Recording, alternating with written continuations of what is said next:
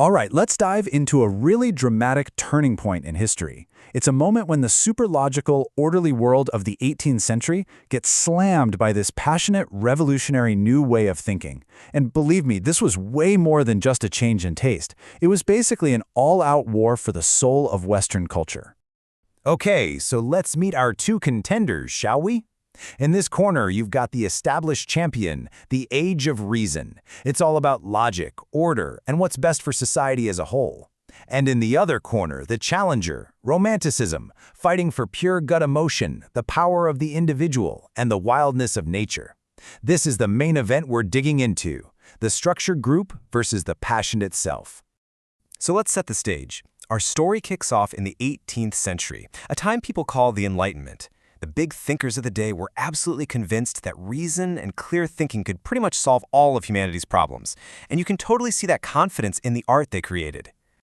Now, the dominant literary style from this era was called Augustan literature. Why? Well, writers were looking back to ancient Greece and Rome, thinking, yep, that's the gold standard. Their whole goal wasn't just to write pretty things. It was to bring that same kind of balance, order, and smarts to their own time.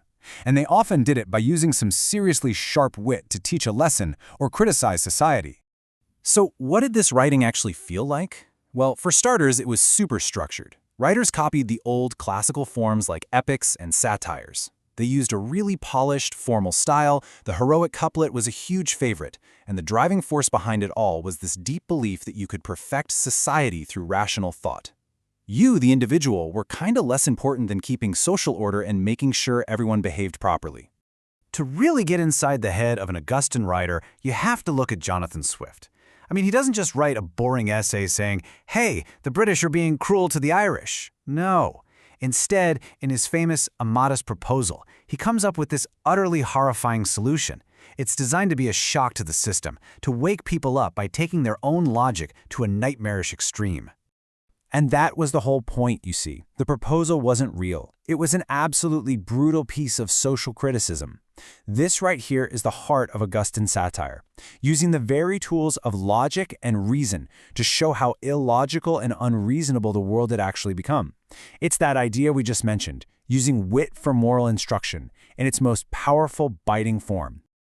Okay, so thinking about what we just saw from Swift, here's a quick question for you. What would you say was the main literary weapon of the Age of Reason, the one they used to attack social problems and human foolishness? Take a second. That's it. Satire. It was the absolute perfect tool for an age that was all about wit and reason. It let writers critique everything around them in a way that was intelligent, sharp, and just incredibly effective. But no single idea can rule the world forever.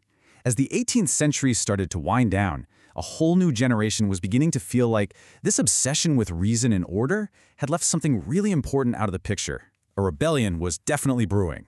And that rebellion was called Romanticism. Man, this was a massive shift. The Romantics basically argued that truth isn't just found in a logical proof, but in your gut feelings, your imagination, and your own deeply personal experiences. The inner world of the self, something the Age of Reason kind of pushed to the side, was suddenly front and center. So where did they go looking for this new kind of truth? Not in the neat, orderly cities, that's for sure. They went out into the wilderness. For the Romantics, raw, untamed nature was the perfect antidote to the smoke and grime and soullessness of the Industrial Revolution. It was a place to find spiritual truth and real inspiration. This brings us to a super important Romantic idea, the sublime. And listen, this isn't about pretty little flower gardens. The sublime was about experiencing something in nature so huge and powerful, like a giant mountain or a crazy ocean storm, that it made you feel tiny and completely overwhelmed all at the same time. It was this mix of total awe and, yeah, even a little bit of terror. It's a feeling that logic just can't explain. Okay, so how can we possibly remember all these key ideas? I've got a simple little trick for you. Just think of the word sign. S is for the sublime, that incredible feeling of awe and terror you get from nature. I is for individualism, the focus on your personal journey. N is for nature, especially the wild, untamed kind. And E is for emotion, which was now valued way more than pure reason. Just remember, S-I-N-E. And of course, this new obsession with big emotions and mystery led to brand new types of stories.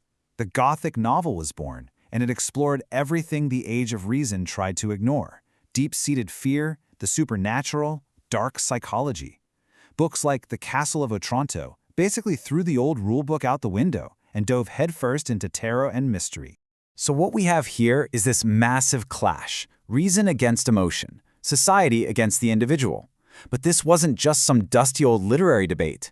This shift completely changed Western culture, and honestly, it still shapes how we think and feel to this very day. All right, let's do a quick memory check to make sure this all sticks. The Age of Reason, its core value was logic. The Romantics, emotion and imagination. The first focused on society and social order. The second focused on the individual's inner life.